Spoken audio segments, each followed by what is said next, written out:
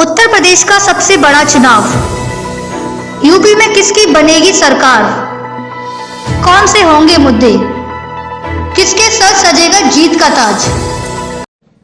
गृह मंत्री अमित शाह जी का एक बयान आया, जिनको प्यार से लोग मोटा भाई भी कहते हैं। कहते नहीं कहते? तो मोटा भाई का एक बयान आया।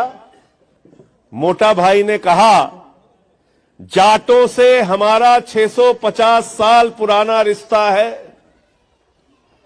तो मैंने कहा, भैया 650 साल पहले भारतीय जनता पार्टी का नाम क्या था, ये तो पहले बता दो।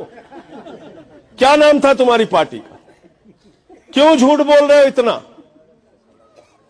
कहने लगे, साहब मुगलों से जाटों ने भी लड़ाई लड़ी, मैं भी मुगलों से लड़ाई लड़ रहा हूं। तो मैंने कहा, भैया अंतिम मुगल बादशाह हिंदुस्तान का अगर कोई हुआ तो बहादुर शाह जफर हुए। गलत तो नहीं कह रहा हूं? अंतिम मुगल बादशाह बहादुर शाह जफर हुए, जिनके दोनों बेटों के सर अंग्रेजों ने कटवा दिए, जिनके साथ शहीद मंगल पांडे थे, जिनके साथ झांसी की रानी थी। 1857 का गदर क्रांतिकारियों के इतिहास में स्वर्णिम अक्षरों से लिखा जाता है। गलत तो नहीं कह रहा हूं? आप बहादुर शाह जफर से लड़ रहे हो? किससे लड़ रहे हो? कहां है मुगल? नरेंद्र मोदी जी देश के प्रधानमंत्री हैं और वो मुगल नहीं है। अगर अमित शाह जी तुम मुगल उनको मानते हो, उनसे लड़ाई लड़ रहे हो, तो उनसे आप लड़ाई लड़ रहे हैं तो लड़िए। मैं एक ही चीज सिर्फ जानता हूं, एक बात जानता हूं सिर्फ, कि जिनसे तुम्हारा 650 साल पुराना रिश्ता है, उनको दिल्ली के बॉर्डर पे दौड़ा दौड़ा के तुम्हारी पुलिस ने मारा है। आंसू गैस के गोले उनके ऊपर छोड़े हैं। 750 किसानों ने अपनी शहादत दी है। अब ये नकली बातें करना बंद करो। उन्हीं जाटों के पीठ पे लठ बजाते हो, उनके ऊपर आंसू गैस के गोले छोड़ते हो, उनको लाठियों से पिटवाते हो, दुश्मन देश के नागरिक की तरह तार के बेड़े बिछवाते हो। और 26 जनवरी को जिस जाट कौम की आप बात कर रहे हैं, सेना के शहादत की इतिहास उठाकर देखोगे तो नंबर 1 पर इस देश के लिए मरने वाले जाट समुदाय के लोग नजर आएंगे, यहां से लेकर पंजाब तक। और तुमने उनकी देशभक्ति पर सवाल उठाया। तुमने कहा कि 26 जनवरी में उन्होंने तिरंगे का अपमान किया। ये जाट समुदाय के लोग, अमित शाह जी, मैं ये कहना चाहता हूं, तिरंगे के सम्मान के लिए अपनी गर्दन कटवा सकते हैं। उनके ऊपर यह आरोप लगा के तुमने उनको अपमानित किया है, उनकी देशभक्ति को अपमानित किया।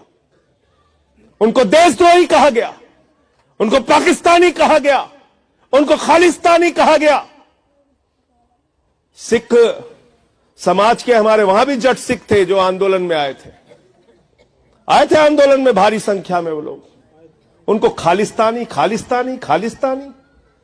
हमारे अपने भाइयों को तुम अपमानित करते हो, वो खालिस्तानी है। शहीद आजम भगत सिंह के वंशजों को तुम खालिस्तानी कहते हो।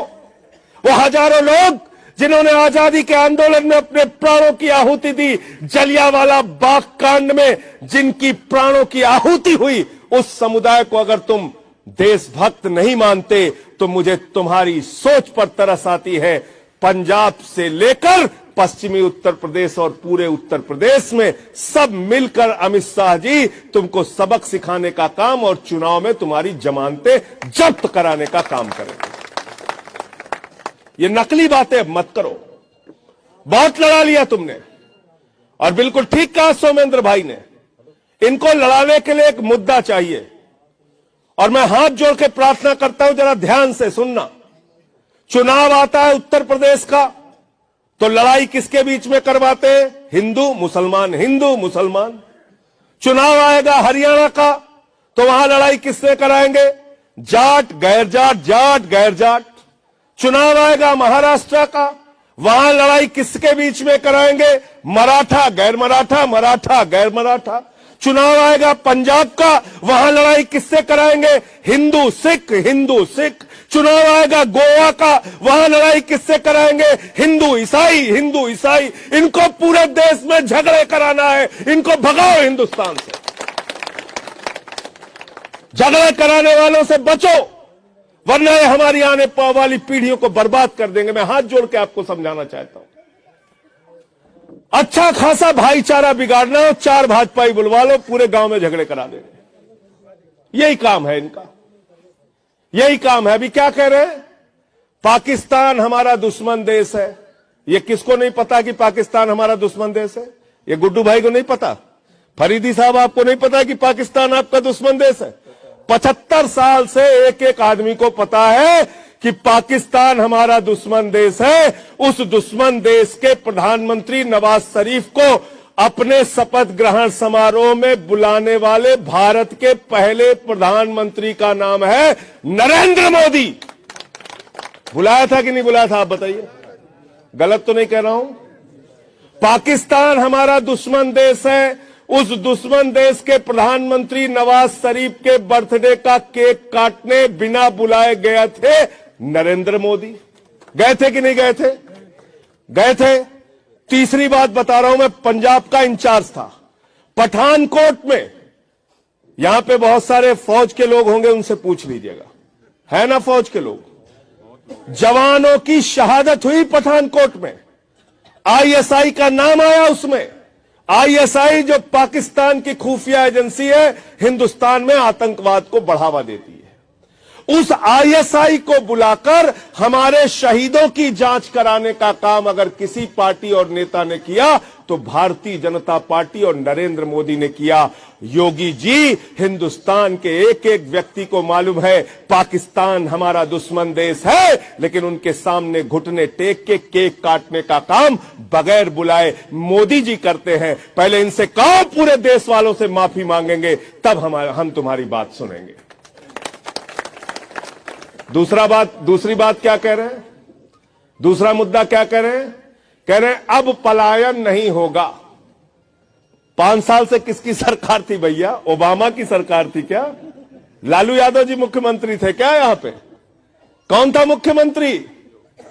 देश के प्रधानमंत्री हिंदू नरेंद्र मोदी, देश के रक्षा मंत्री हिंदू राजनाथ सिंह जी, देश के गृह मंत्री हिंदू अमित शाह जी, उत्तर प्रदेश के मुख्यमंत्री हिंदू योगी आदित्यनाथ जी।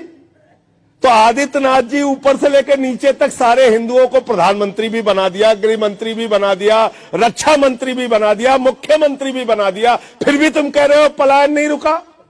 तो सबसे पहले अपने पद से इस्तीफा दो और कहो कि हम लोग नाकारे हैं, हमने पलायन नहीं रोका। गलत तो नहीं कह रहा?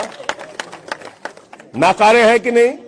इन लोगों ने मान लिया हम नाकारे हैं, हमसे पलायन नहीं रुका। और या तो झूठ बोलना बंद कर दो। ये क्यों गुमराह करते हो चुनाव के समय में?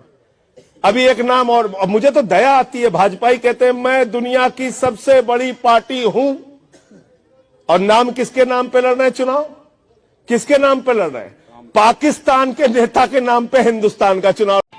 ऐसे ही वीडियोस देखने के लिए सब्सक्राइब करें प्रदेश समाचार नेटवर्क और लेटेस्ट वीडियोस के नोटिफिकेशन के लिए बेल आइकन दबाना ना भूलें।